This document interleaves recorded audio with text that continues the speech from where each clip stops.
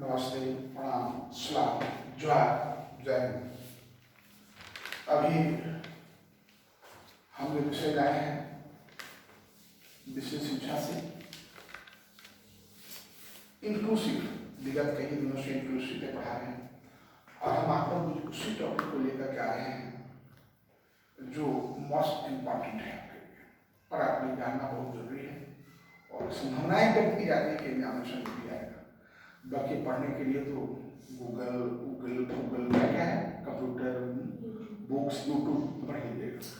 कुछ इंपॉर्टेंट चीज हम आपको बताते हैं जो आपको बेसिक नॉलेज निश्चित रूप से होना चाहिए। अगर ये नॉलेज नहीं है तो फिर विशेष शिक्षा का विद्यार्थी होने का कोई औचित्य नहीं है।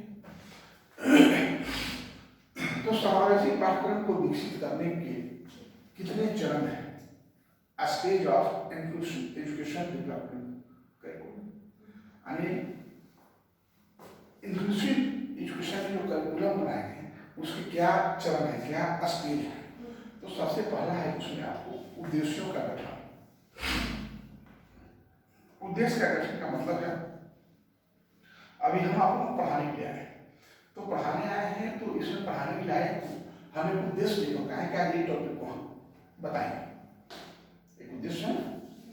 और उसी के अनुकूल मैं भी कल पढ़ा रात में, सुबह में तैयारी कर रहे हैं, हमको यही बताना है क्योंकि बिना पढ़े बिना समझे जब तक हम नहीं समझ पाएंगे, हम नहीं पढ़ पाएंगे, तब तक आपको पढ़ाना तो बेमानी होगी।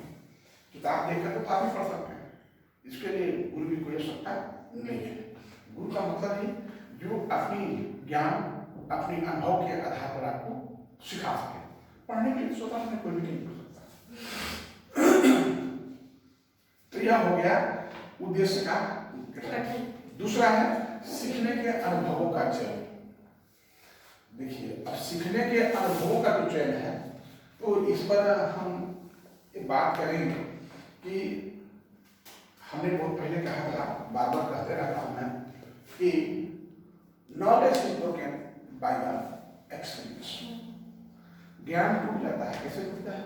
आप बहुत ज्ञानवान हैं, बहुत जानते हैं और आप ही का क्षेत्र से आप ही के ऐसा अनुभवी और ज्ञानवान आदमी आ जाएगा तो आपका अनुभव कब टूट जाएगा?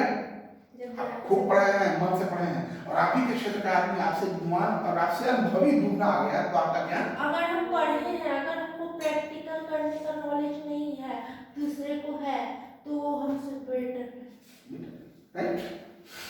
तो इसलिए अनुभव बहुत बड़ा चीज होता है। Practice makes man perfect. अभ्यास हम उसको महान बना देता है, परफेक्ट बना देता है, परिपूर्ण कर देता है। तो सीखने का अनुभव हम टीचर का अनुभव बहुत महत्व रखता है।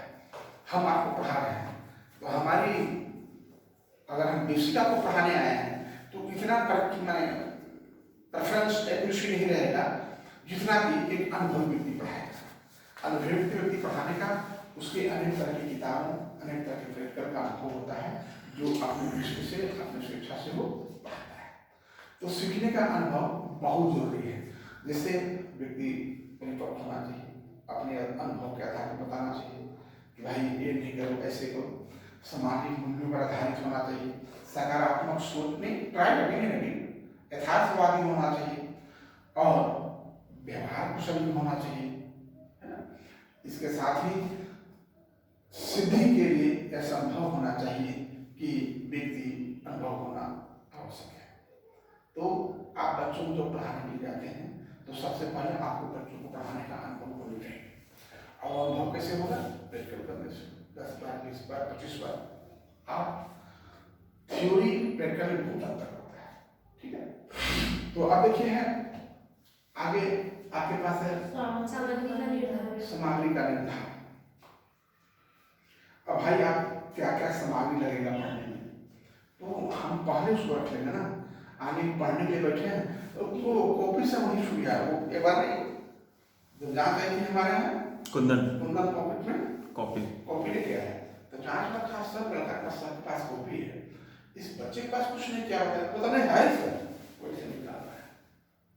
तो बोलता है वाह, विद्यार्थी भी अनमोल विद्यार्थी, इसको बुक लेके चलने में, कॉपी लेके चलने में सर मारा कि लोग विद्यार्थी कहेगा, अरे हम विद्यार्थी हैं तो हैं, हम चोर हैं, हम लोग चोर कहते क्या बिगाड़, हम चोर हैं, सेटिस्फाइड है, हम विद्यार्थी हैं।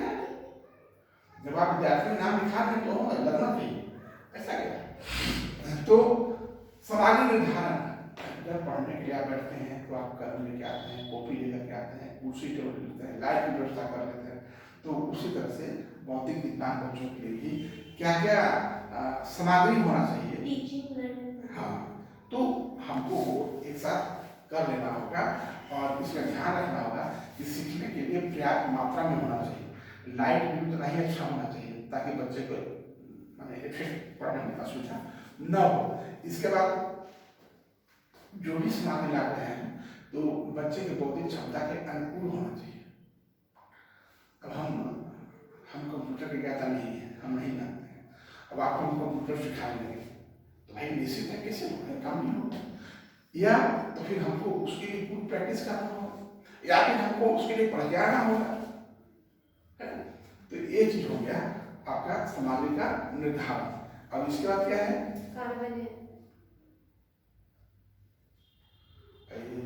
कार्यान्वयन है ना।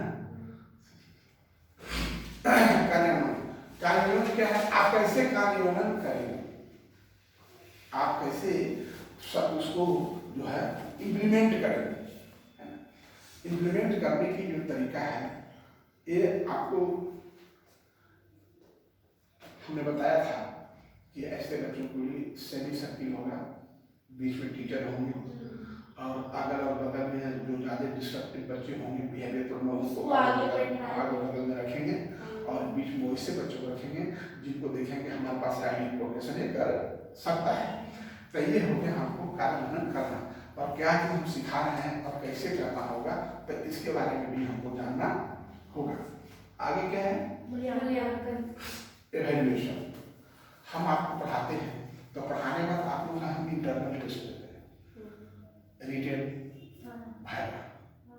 तो रिटेन और भाइवा जब टेस्ट लेते हैं इसका अर्थ क्या होता है कि हमें जो पढ़ाए उसका मूल्यांकन कर रहे हैं कि आप कितना क्षमता के साथ कितना जानते हैं, कितना आप जानते हैं, ठीक है। तो आप लोगों का अभी इंटरव्यू बाकी है, मार्च में होगा, तो ओरल इंटरव्यू होगा और एक्सटर्नल मेडिकल होगा। तो उसके पहले सारा सामान मतलब ट्रेनिंग जैसे बनाए थे बना करके जमा करना होगा। थीसिस में तो आप लोग लग ही जाइए क्योंकि एक में थीसिस आप लोगों का बनेगा नहीं। तो ये हो गया आपका मूल्यांकन। अब इसका क्या है, शिक्षक सामग्री। शिक्षण सामग्री। देखिए ये बढ़िया समझिए, बड़ी इंपॉर्टेंट चीज है, इसमें कुछ वर्ड है जो बड़ा इंपॉर्टेंट है। सीखने के तीन माध्यम होते हैं, मैं इसमें लिखता हूं, सीखने के तीन माध्यम, 3 स्टेप्स। 1, 2 and 3 learning 3 steps है। Number 1 inactive mode, inactive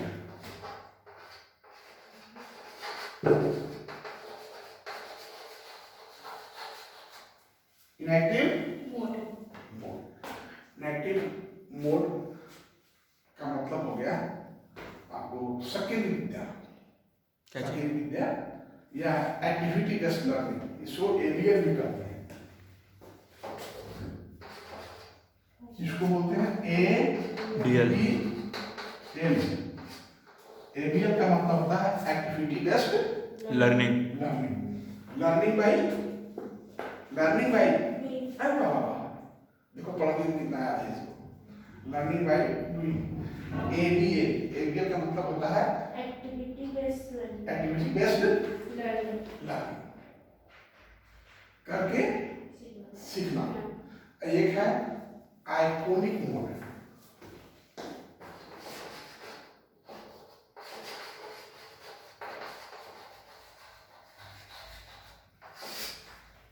iconic mode, हाँ आइकॉनिक मोड का मतलब होता है प्रतिष्ठित विद्या। प्रतिष्ठित विद्या का मतलब होता है कि किसी चीज के द्वारा सीखना, मतलब उसको साइंस देके अरे भाई अभी नहीं ना, अमिताभ बच्चन जी कैसे वो चित्र देते हैं, वो गाना सुना देंगे, एक किस फिल्म का गाना है, चलिए यह गाना किसने गाया है, यह 4 को फोटो दे देंगे, ये 4 में बताइए कौन कौन लोग हैं।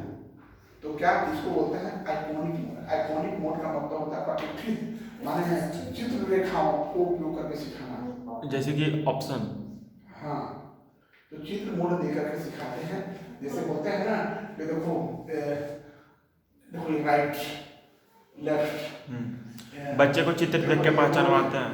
स्ट्रेट, हॉरिजॉन्टल, वर्टिकल, तो हम चित्र रेखा से जो कुछ हम बच्चों को सिखाते हैं उसको आइकॉनिक मोड कहते हैं। क्या बोलते हैं? Iconic mode. Iconic mode. Iconic mode का मतलब होता है चित्र के लिए बताना। और तीसरा है सिंबॉलिक मोड।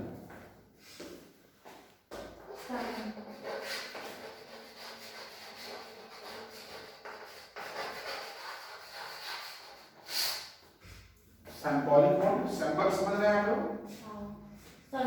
हाँ, प्रतीकात्मक विद्या, प्रतीकात्मक, मतलब प्रतीक देके उसको हाँ, प्रतीक देके सिखाना, है ना। पहला क्या था भाई? इनएक्टिव मोड, सक्रिय विद्या, एबीएल, एक्टिविटी बेस्ड लर्निंग, माने करके सीखना है। दूसरा था आइकॉनिक मोड, यह चित्र के द्वारा, ठीक है। और तीसरा है आपका सिंबॉलिक मोड, सिंबल, प्रतीक दे करके, इसमें कहते हैं देखो एक जो लाइट है ना, एक रेड जब लाइट जलेगी तो स्टॉप, वो संकेत देके हाँ, अंडरस्टैंड। येलो है तो जारी होगा, ग्रीन तो क्या है प्रतीकात्मक। अब इसके बाद हमारा ये जो आपका स्टेप ऑफ डेवलपमेंट करिकुलम था, डिस्कशन था हमारा, आज का ये वीडियो खत्म होता है। जय